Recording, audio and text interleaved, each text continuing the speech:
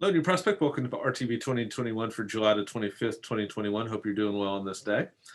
So we got some great texts for today. We got Judges chapter 8. We've got Acts 12, Jeremiah 21, and then finally Mark 7. Why don't we start with Mark, though? Because I think this is an interesting text. And sometimes we perhaps don't put read all these different stories and we don't see the overall argument that is being made by Mark. And remember, Mark is telling something about the identity of Jesus. And really what he's stressing in this text is the newness of what Jesus is doing, that Jesus is creating a new people of God. So how does he do that? How does Mark show that? Well, it starts out in Mark 7 with a description of Jesus confronting some of the scribes and Pharisees and basically bringing condemnation on the Jewish people as they now stand as the covenant people of God. He talks about how this people has ultimately neglected the commandment of God. They haven't gotten to the heart of what God was trying to do in the Torah, in the covenant in the Old Testament. They honored God with their lips, but their hearts were far away from God.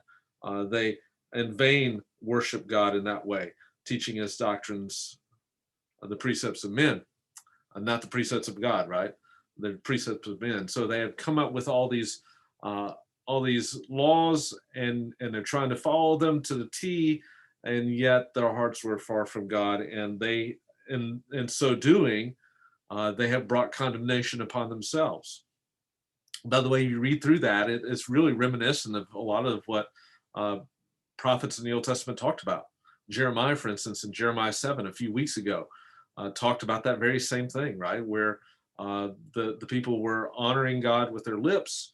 They were claiming that they had this special privilege of having God dwelling among them in the temple, and yet ultimately their actions showed where their hearts really were. But then in verse 14, Jesus switches. Mark tells about an incident where Jesus called the crowd to him and he began to teach them, saying, "Listen to me, all you understand. There's nothing outside of a man which can defile him if it goes into him, but the things that proceed out of the man which defile him are which defile him." And this is what ultimately Mark says in verse 19. He declared all foods, including bacon and fun pork foods like that, right, to be clean. Now, the key to understanding this is the defilement. What does it mean to defile? Well, it means to separate yourself out from the community, right? To be not accepted as part of the covenant community of faith. Defilement separates you from that. What is Jesus saying? He's kind of redefining what it means to be a part of the people of God.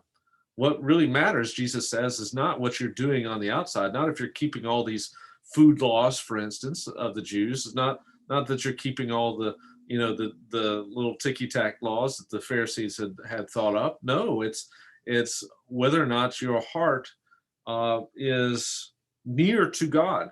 Your heart is devoted to God in covenant relationship. Your heart is showing love ultimately to God, as Moses commanded in Deuteronomy 6:5, right? To love the Lord your God with all your heart, soul, and strength. And if your heart is far away from God, it's going to produce things like evil thoughts and fornications and thefts and murders and adulteries and deeds of coveting and all these other things. So basically, Jesus has redefined this idea of what it means to be part of the people of God. And then in verse 24, he gives an illustration of this with the Syrophoenician woman. Remember that he travels up to Gentile territory, and not just Gentile territory, it's the city of Tyre. I mean, this is a pagan city dating back many centuries, known for their paganism. She's a Gentile, Syrophoenician race. And she has asked Jesus to cast a demon out of her daughter. And Jesus says, let the children be satisfied first. In other words, talking about the Jews. For it's not good to take the children's bread and throw it to dogs, probably a saying that the Jews had. And then he says, ultimately, but she says, that even the dogs under the table feed on the children's crumbs. And Jesus says, because of this answer, because of your faith, because you're showing what God has done for you on the inside, the demon has gone out from your daughter. And so we have this healing, and then later on in verse 33, um, well, I'm sorry, verse 32, you've got one who's deaf who comes, and they're imploring him to lay his hand on him. So you've got these Gentiles who are being healed, and it's almost as if this is an object lesson, or a demonstration, a visual demonstration of what Jesus was talking about. What is it that ultimately defiles you? Is it what you observing all these external laws? In our case, would it be things like, uh, all the different things that we might do as part of our Christian faith, or is it what we are on the inside? Because what we are on the inside ultimately produces who we are on the outside. So, interesting text in Mark 7. Let's move on to, we'll go to Acts. Stay over here in the New Testament. So Acts chapter 12. There's an interesting interplay here in Acts 12 between two different stories. You got the story of Peter's arrest by Herod the king at the time, and then you have the story of the death of Herod. And in both cases, you have some unbelief going on. Now, Peter is arrested. James, the brother of John, is put to death. Perhaps the early believers are thinking the same thing is going to happen to Peter. And so Peter is kept in this prison, but look at verse 5. A prayer was going up for him, being made fervently by the church of God. So the whole church is getting together and praying for Peter to be released, right? Well, this miraculous release happens when an angel comes and Peter out of the prison and takes him and walks him out of the entire prison and walks him out of the entire city. And then he wakes up and it's almost like he felt like he had this vision, but it's actually real. Here he is, out of prison, out of this bondage. Well, he goes up to the house of Mark, and he knocks on the door, and this servant girl Rhoda goes to answer the door, and she goes to tell the others, and look at what happens. Verse 15, they said to her, "You were out of your mind." But she kept insisting it was so. And they were saying, "It is his angel." So what did the church believe? Here they are praying, right? They're praying that God will release Peter, but they really didn't believe that God would release Peter, right? Because here's Peter showing up at the door, and they don't believe this girl of what actually happened. Isn't that interesting?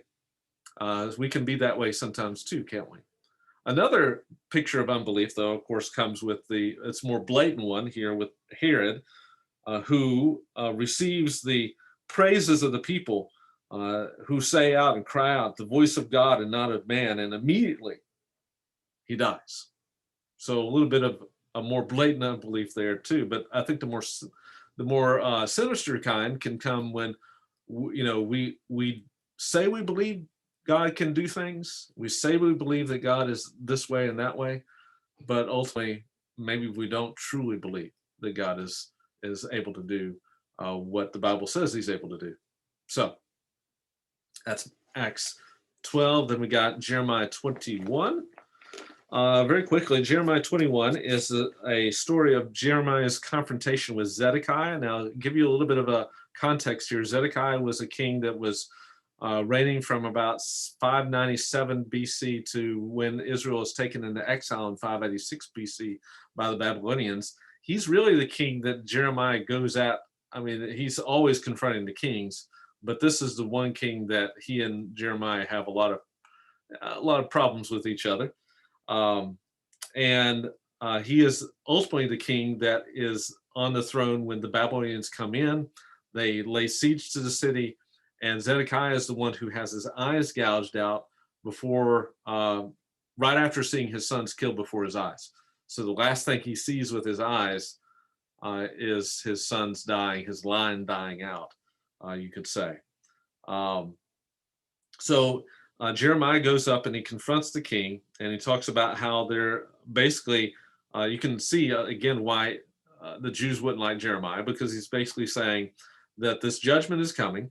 Sword pestilence, famine, covenant curses, again, verse 7, coming on Israel. Nebuchadnezzar, the king of Babylon, will take them into exile, and uh, and there's nothing much you can do about it. What you need to do, Jeremiah tells them, is choose life. And how do you choose life? By the way, verse 8, that should be reminiscent of Deuteronomy chapter 30, verse 15. This is covenantal language once again. So if you want to be in right covenant relationship with God, if you want to in this case, literally survive, choose to submit to the Babylonians. Wow, that's the message, right? Don't fight. Don't resist the Babylonians. Don't resist God's judgment ultimately, his discipline. Accept it, and you'll be spared. This is God showing a way out for them, and the way out is through his discipline and through the exile. For he has set his face against the city for harm and not for good. So it's an interesting passage here, and again, you can see why Jeremiah was considered to be something of a traitor by his people, and yet this is God's message for his people. They had consistently walked in a way that was in disobedience to the covenant, and God was sending forth this judgment that was inevitable at this point.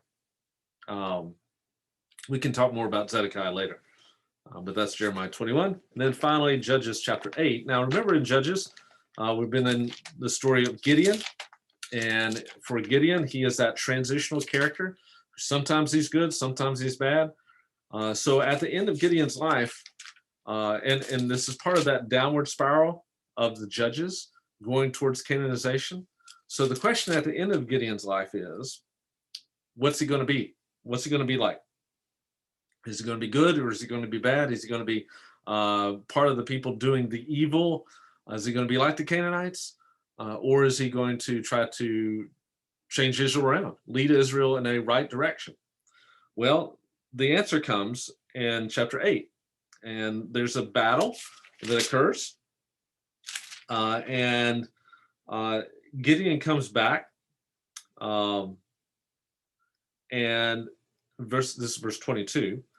And the men of Israel, because of Gideon's leadership in the battle, say to Gideon, rule over us, both you and your son's son, for you've delivered us from the hand of Midian. So the Midianites were oppressing them. Gideon gives them victory by the hand of God, obviously. And what are the Israelites saying? They're saying, hey, you be our king. But notice what Gideon says. Gideon says, I won't rule over you. God's going to rule over you. That's a pretty good thing to say, right? Maybe Gideon's on the right track here. But then, what does he say in verse 24? Let me make this request of you, Gideon says. Give me all the earrings from your spoil. And they spread it out, and they give him all this stuff. Shekels of gold, crescent ornaments, pendants, and purple robes worn by the kings of Midian. So who received the spoils of war? It's usually the kings, right? So here's Gideon saying, I don't want to be king. God's going to be king, but I'm going to act like it. You see what's going on here? And then look at verse 29. Dribble, here's that other name of Gideon, the son of Joash, went and lived in his own house. Now Gideon had 70 sons who were his direct descendants, for he had many wives. Who had many wives back then? The kings. And his concubine, mistress, who was in Shechem, also bore him a son, and he named him Abimelech. Abimelech in the Hebrew it's a compound word. Melech in the Hebrew means king. Av in the Hebrew means father. Avi in the Hebrew is my father. So literally Abimelech is my father is king. So here's Gideon. He is a guy who's ostensibly saying, I don't want to be king. But then all his actions and even the naming of his son says, I want to be king. So Gideon at the end, I think, shows ultimately that this downward spiral towards Canaanization is not going to stop. So it's a fun little story of Gideon in Judges chapter 8. Hope you have a great rest of the day on this day, July 25th, 2021.